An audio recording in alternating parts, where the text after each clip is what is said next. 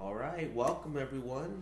Welcome to our next lesson where we're going to be learning the tools, the guidelines, and the frameworks of mind to attracting any woman that you want. Today's lesson I have titled How to Text a Woman, the Second First Impression. Um, Real quick, I get this all the time. Men get a woman's number and the problem is they don't know what to say. It's like this huge deal. Oh, like what topics should we talk about? Or who do I tell her she's not texting me back? Like, how do I know if she still likes me? Texting women seems to be a huge mystery in men nowadays, which is understandable. Texting has really been around maybe the past 10 years or so, and before that, we have always communicated to women through our voice, right? The sound of our voice, body language. Our species is always communicated through women with our voice. This whole new texting phenomenon, I don't blame some of the men who are having, such difficulty with this. It's relatively new, and we're having to adapt at this technology at such a rapid speed. It's pretty remarkable how fast things are changing. But unless you have had tons of experience, texting many women, your odds are you might struggle with this. So I'm gonna go over a few things that are gonna help you, increase your texting game in order to win her over. So one thing you must absolutely keep in mind, and this is critical that you remember this, it's that say you meet a woman, you met her at the bookstore. Or out in public in general, and you talk, you have some good conversation, it's nice and light, and you exchange numbers, get her number, even online, you get her number online. You must keep in mind that texting is now considered the second first impression. Maybe you were pretty good talking to her in person, or maybe you're a little flirtatious online, and let's just say you were pretty smooth when you got her number the first time. Well, being that texting is the dominant form of communication amongst people now, really, your skills at this are ultimately going to determine your success with the woman.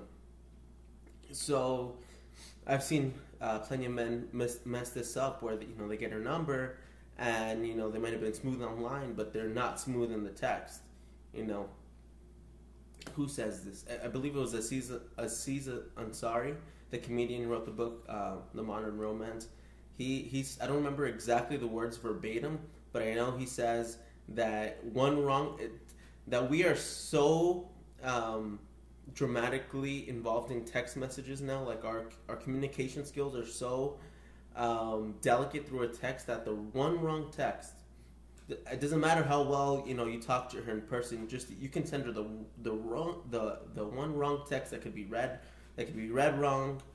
Could come off as clingy, desperate, angry, too sexual, whatever. One wrong message can derail the entire relationship. One message, so no pressure, right? But he said that, and there is a lot of truth to that. So just keep in mind that when you're texting her, this is like your second chance, your second first impression. You're gonna have to impress her with your messaging. So what I feel a lot of men get wrong is it's hard for them to let their personality show. It is kind of hard, typing how what your personality is, but it's with practice, it's a lot easier than you think. The way I like to picture texting a woman is I always like to picture that she's in front of me, for example. If sometimes I'm staring at my phone, I'm thinking of something clever to say, something witty, funny, and I'm like drawing blanks sometimes. Sometimes you gotta peek the conversation yourself, and when you start to draw blanks, what I do is I picture, I'm like, okay, Sebastian, she's right in front of you. What are you going to tell her? And I know it sounds kind of silly, but if you can actually picture the woman in front of you, it'll spark your creativity to come out. You know, because you're gonna have to improvise, right? You're not gonna be asking yes or no questions if a woman's right in front of you. That'd be boring. If she's right in front of you, you're gonna be, you know, you're gonna be yourself, but you're gonna be a little more creative in the way you articulate what you say. So that's a little thing that I do. I always picture her in front of me. It puts the pressure on, and it allows me to be more natural, be more creative, and it would allow me to say. Even read your text messages out loud. Start with her messages. Start reading hers. Read yours. Read hers. Read yours. Read like the last few text messages back and forth, and try to develop the energy of the conversation. Right? Sometimes I'll go like 10 messages back, and I'm like, okay, you know, we're talking about this. Oh, I said that. She said this. I said that. And I say it out loud. And when I say it out loud, it forms the atmosphere for me, so that I would reply in the message just what I would say in person. And it's a lot easier when you put it in that perspective. So try that out. She's in front of you. Read the messages back to yourself out loud, and you know, just go about it that way. Another thing that I see a lot of men get wrong is they don't know how to structure a text message. What I mean by structuring a text message is that men don't. I've seen men type an essay, for example, and I've seen the girl reply back in short little responses, you know, short messages back, and then the guy will send one long message, he'll send another before she even replies the next time. They'll send her like 6 messages for every one reply that they get. That's not an approach you want to take. You are going to come off as clingy. I mean, straight up. That's how you're going to come off. So a good technique that you want to do in structuring your text messages is match her. You know how in psychology, when they say mirror the person in front of you, if you want to build rapport faster, do the same thing with the text message. If she sends you a short text, send her back a short text. Match the 2 texts. If she sends you a long one, send her a long one. If she has a lot of personality, you know, maybe she's using, you know, those emojis, and maybe she's putting a lot of smiley faces or whatever, match her the same. Have a whole lot of personality in your text as well.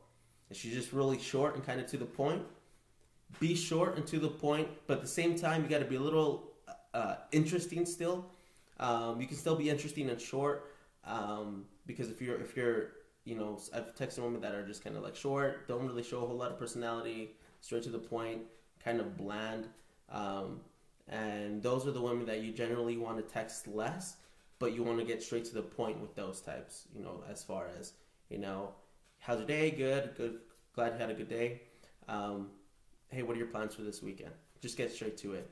And also, with that being said, when a girl texts you and she says, you know, she's not showing a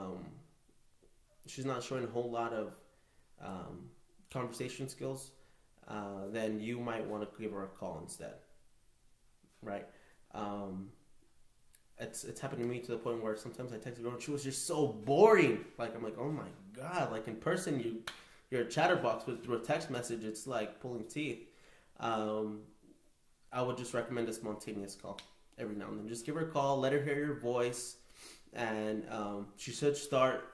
You know, the more you guys talk on the phone, the more she should start being a little more open with the text messages.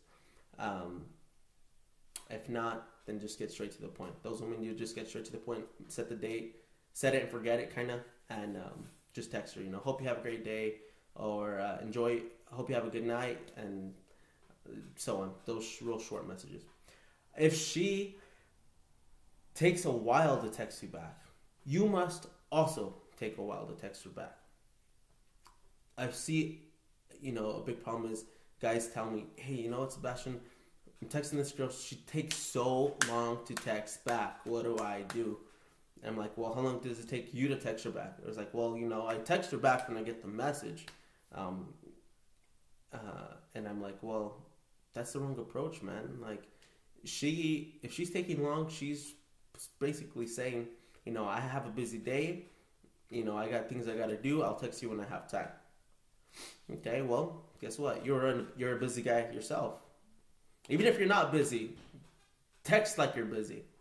So if she takes like 3 hours to text you back, take 3 hours to text her back as well. If she takes a whole day to text you back, take a whole day to text her back, right? Match each other. And sure, you don't want to take this too extreme. Some women, that's just their nature. So if she's taking so long to text you back, when you start taking a long time to text her back as well, it's gonna get to like this point where it feels like a game, and you want to avoid that. So don't take it too extreme. I mean, if she does this consistently, then cut straight to the point, and just like, hey, what are your plans for this weekend? Just try to initiate some sort of date that way.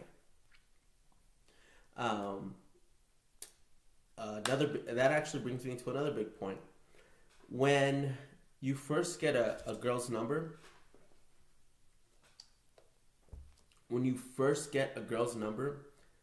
do not try to see her that same weekend. Say you get a girl's number on a Tuesday. You're at Barnes and Noble. You meet you're out there. You're working on something. You see a beautiful girl. You talk to her. You get her number. The coming up weekend, it's gonna be. You're gonna want to see her. Obviously, you're gonna be like, "Hey, what are your plans for this weekend? We should get together." Wait 7 days Wait 7 days after you get her number to ask her on a date. 7 days is the golden number. Let me explain.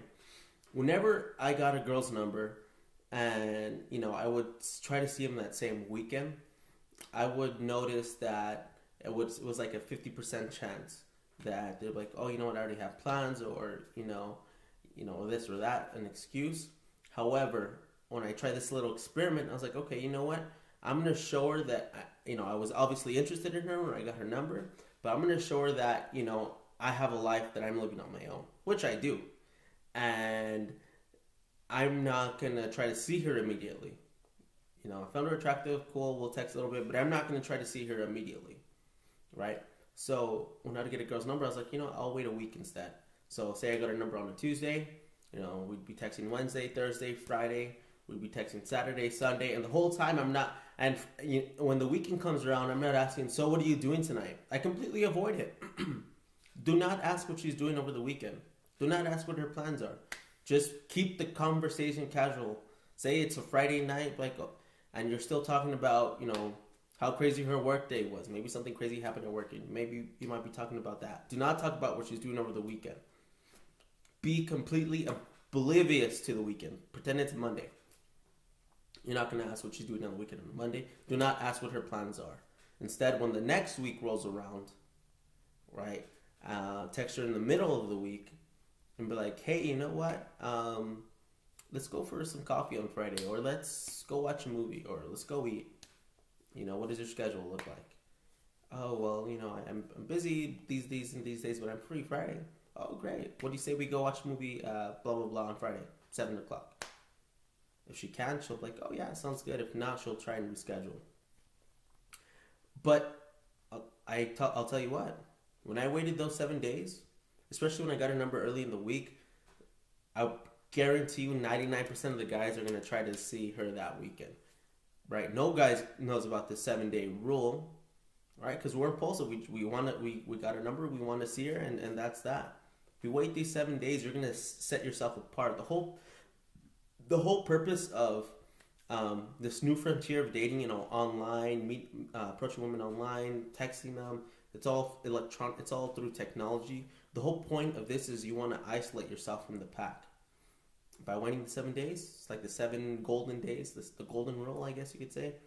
You're separating yourself from the pack. She's going to be curious as to why you haven't asked her out.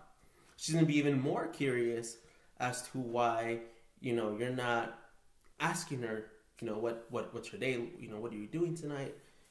Not that she won't mind telling you, but you're going to be different. She's like, oh, this is strange. He's not asking me what I'm doing tonight. He hasn't asked me out yet. When you wait the next week, you're kind of making her curious.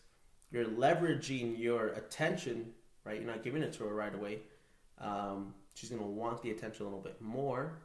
And, when you wait those 7 days, the odds are you increase your chances of hanging out with her by 50%. It's actually a little bit less than 50% to, I want to say, almost 80%. So I got it almost every time after I waited those 7 days, a yes to the first date. It was one or two out of the many that, weren't able to the next, immediately. But I'll tell you what they did do. They did consider my time, and they said, well, how about this day instead? They did give me a counter offer. So, the 7-day golden rule, take it for what it is. It's golden. What else? And that goes to another thing. When you're asking a woman out, you do want to be direct. You don't want to like picture yourself with your hands in your pockets. Like, oh well, do you want to do this or that? Do you have some free time? No, don't come off as timid. Be direct, but you don't want to be too direct right away. You don't want to tell her, hey, you know what? Let's dinner Friday, 6:00. Yes or no? That's too direct. What you want to do is play it off kind of cool. Hey, you know what? In the middle of conversation, hey, so what does your schedule look like for the week? Use that line. By saying what her schedule looks like, you're not necessarily implying, let's hang out right away. What you're saying is, what does your schedule look like? And when she tells you, you'll be able to compare it to your schedule, right? She's like, oh, well, I'm busy these days and these days. And the day she's not busy, like, tell you what, I'm not too busy on Thursday myself. What do you say we go out to have lunch or something? And then you're specific. And then if she's like, yeah, sure. What do you have in mind? Like, oh, let's go to, I don't know, so-and-so restaurant. It's this time. Does that work for you? Yeah, let's do it. Boom, it's a wrap, right? That's how you want to ask about making plans. You want to see what her schedule looks like first. From the day she's free, you want to give her a suggestion and a time that's really specific as to what the plans are.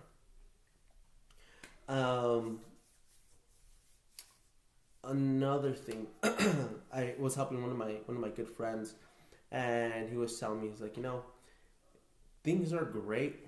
I'm texting a woman and I'm texting this girl, and we text throughout the whole day. Things are great. However, every time I ask her to hang out, she always makes an excuse as to why she can't. And it happens a lot. It happens a lot more than you think. And I get this predicament my friend's in, because I can realize a lot of men are actually in this situation. You can be texting a woman, things are great, and then out of nowhere, not out of nowhere, but every time you make plans, you're trying to make plans with her, it's like an uphill battle, right? It's just like, oh, what do I do? My advice to my friend is, well, first, how often does this happen? If it happens consistently and you keep asking her out, you want to cut that out completely, because then you're going to look incredibly needy, that that you need her, that you're craving her so much that she's going to keep feeding these excuses to you after excuse. What you want to do is continue to live your life. If she can't, then that's her problem. Actually, cut back the amount of time that you text her. If a woman really is interested in seeing you, she's not going to give you excuse after excuse after excuse. I promise you she's not.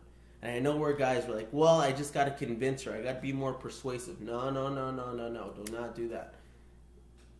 You're just going to have to realize that maybe she's just not that into you, period. That's it. So, text other women. Meet other women. Do not put your life on pause because she can't see you. Remember, our life isn't run on the schedule of others. Our life is run on our own time, our own schedule. So you make plans with a woman, she can't, and she doesn't counter offer with you. We're like, cool. Well, I hope you enjoy your day. And don't text her. If a girl can't see me the first time, I usually won't text her for a while. And then I'll text her, last minute, like on a Thursday morning, like, hey, you want to go have a drink later today? I'm just straight to the point after that. But I always keep my options open, and you want to keep your options open. You're going to be a lot more happier that way. In my book, I talk about this this in the form of leverage, and I'm not going to go into too much detail here, but I found myself never really in that position. Before I started my little methods of approaching my book, before I did those, yeah, it was like my friends too, texting women and, things are going great. And then you're just kind of like, okay, she's making excuse after excuse. What the hell's going on here? When I implemented the method that I did, I found that the women were asking me out. I just had to pick who I wanted to see. I had an abundance in options. And when you have an abundance of options, just like a quarterback, if a quarterback just has one receiver, and everyone on defense isn't covering that receiver, he's like, oh, odds are he's not going to catch the ball. If I have 5 wide receivers, and I have a lot more options to the ball, so if I can't throw it to this guy, I got 9 other options I can throw the ball to. You know what I mean? Have more options. It gives you freedom, is what it gives you. What else? That's the approach I take to it. When you're texting a woman, let's go into topics. Topics of conversation. Try to keep things not too complicated. Talk about the first few messages should be actually about the first encounter you had. Bring it up again. Say you met her out and she was talking about going to med school or something. Bring up that conversation. Bring up something that caught your attention in that. When you refer to the first encounter on your first initial text messages to her, it shows that, 1, that you're listening, and 2, that you're actually interested in her, right? So bring up the first encounter, and after the first encounter, she might ask about yourself, tell her a little bit, but you want to talk about a lot. There's so many things to talk about. Pretend she's in front of you. Talk about work, school, where she went to school or where she's working. What are her ambitious goals? What are her hobbies? Does she like to draw? What does she like to do? Her family life. Does she have brothers? Does she have sisters? Is she the oldest, the youngest? There is so many things. Trips she just went on recently. Trips she's planning on going. Maybe local events. Is she maybe some of there is so many things to talk about that I could probably list 100 things right here. And when you picture her in front of you, that's gonna make the conversation, and you're reading the text out loud. It's gonna make it a lot easier for you to come up with topics just like that. Another thing, incorporate humor in your messages. You don't want to be too serious. You want to make her laugh a little bit, and you can also incorporate a little bit of a dirty text. Now, I'm not saying send her a dick pic or none of that perverted shit. All that perverted shit, take it out of your head. Do not do it. Trust me. Never. I've never sent a dick pic, but I won't imagine that a girl seeing, your penis is going to be too flattering. And you also don't want to be too sexual, because you're going to come off as a creep. When you send a dirty text, you want to send it in the most vague form possible. Let me tell you why you want to send her a dirty text. 1, it sparks a little bit of it sparks her hormones a little bit. It'll start to get her to think about sex. It'll provoke sexual thoughts in her. So, for example, what I do, say I meet a beautiful woman, we're texting a few days, and I'm leaving the gym, and let's say I'm like, hey, so what are you up to? She's like, oh, well, I'm just here laying in bed. I would say something like, wow, I just left the gym. That sounds super relaxing. Hope you have room for 2. Haha, it's a little funny, a little bit witty, clever. And she'll probably say, actually, I do, or, and you'll just go from there. It's really vague. You're not going to say, but what you're doing is making her visualize you laying next to her. Right? You want her to picture that. But you want to be as vague as possible. Or say, I overworked my shoulders today. I hope you're good at massages. She'll be like, if she says, actually, I am, boom. you're in, and you can talk a little bit more along those lines. If she says, no, I'm not, but I'll give it a shot, right? She says no, but she says she'll still give it a shot. You're still in regardless, right? But what you're doing is you're taking yourself out of the friend zone. If you're too, if it's been a while and if she's busy and you're busy and you guys can't make it a date happen, it's really important that you bring in some sexual tension in the conversation, because if you don't, you may run the risk of being in the friend zone, and no guy wants to be in the friend zone. Another thing that I do is, if you can, text a woman a little bit later in the evening.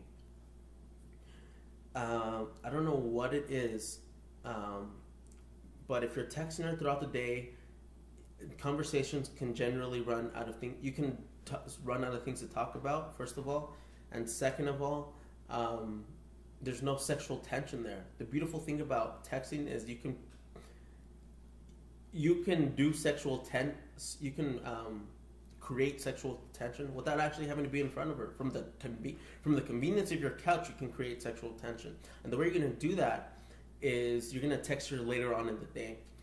Again, there's something about a woman when she's by herself at home. I don't know, maybe she had a busy day at work, at school, and it's like 8 o'clock. She just wants to relax. Or, she enjoys the comfort. She's going to be comfortable. Well, while she's comfortable, you're going to start sending her these dirty texts towards the end of the day. Women are more vulnerable, and therefore they're more willing to participate with you when it's later at night. There's something romantic involved with the nighttime and text messages. I don't know what it is, but I know that when I text women later on in the evening, and I can keep the conversation going and I can build a little bit of sexual tension, the conversation sparks, and there's like this beautiful little thing. There's like something beautiful that happens late at night, and when we ask to hang out, she's gonna want to release some of that sexual tension on you. Maybe that kiss is gonna come a lot faster, or whatever it is that's on your agenda. But waiting to text a woman later in the evening and doing that kind of sexual text that's very vague later in the evening will work. I promise, it'll work if you do it right, and if you wait till later in the evening to do that. I think we covered quite a bit of material here. I'm trying to think of what else we can go over, but that's generally it. I mean, you don't want to text her back too fast. You don't want to text too long. You want to spark some sexual energy in the conversation. Remember, it's your second first impression, so bring up the first encounter. Do not reply right away, and just really match the way she's texting you. Say the text messages out loud, and you'll be able to form kind of like this imaginary conversation as if she was in front of you. If you don't know what to say, pretend that she's in front of you, and your your organic self will come out, and it'll make that conversation a lot easier for you. And again, if she's always ducking and dodging your plans, remember, keep your options open and be more straight to the point. If she's real short with you and takes a while, just get straight to it. Okay, if you're free, what do your plans look like for this week? Well, blah, blah, blah. Short and sweet, be short and sweet back. I'm like, okay, let's just do this. If you're free on this day, let's go watch a movie. Cool, done. The text is almost like an art. And the more you do it, don't expect to be a pro at this right away, right? I hope you've been taking notes and you know points of leverage now. But you're only gonna get really good at texting women the more you do it, and the more women that you text. You can text the same woman, a million times, but it's not gonna really. It'll make you good speaking with her. But what's going to really get you good, and what's going to really bring out your wit and your charm, is when you're texting multiple women, and you're, say you're texting multiple women at the same time. That's more practice. That's different personalities you're going to have to adapt to, and different triggers you're going to notice of wit come out. But the more you do it, you're going to get a whole lot better. Or you're going to get a whole lot better with time. So Keep this up. Practice makes perfect. I do have a question for you. Name a time when you got a girl's number, in person, but it never led to a first date. So maybe you got a girl's number from class or wherever, and she just is ducking and dodging you on hanging out, or she just is, she's just too busy, and it never amounted to anything other than you got a number, sent a few texts to each other, and that was it. Right? The reason why you realize that is because you point out what you think went wrong. Were you too clingy? Were you too needy? Did you wait those 7 days to ask her out, or did you ask her out right away? Right? Point out what you think the problem is, and now with this material, we have these social superpowers now. Now think what you could have done better from the topics we discussed over in this lesson. So name a time where it didn't amount to anything, and how it can be improved.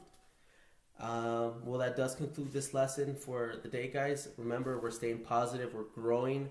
You're growing your social skills at an incredible angle with this material. So stay positive, and I will see you guys on the next lesson.